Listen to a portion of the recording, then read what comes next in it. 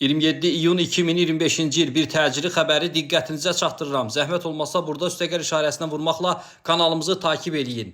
Demək dəyərli izləyicilər, 26 iyun 2025-ci il tarixində saat 23:05 radələrində Respublika təcili təxirəsalınmaz tibbi yardım mərkəzinə Bakının Yasamal rayonu ərazisində partlayış baş verməsi səbəbilə çağırış daxil olub. Bu barədə APA'nın sorğusuna cavab olaraq təbibdən bildirilib. Dərhal çağırış üzrə ilkin olaraq 5 təcili tibbi yardım briqadası əraziyə cəlb edilib. Hələlik hadisə ilə bağlı təcili tibbi yardım xidmətinə müraciət qeydə alınmayıb.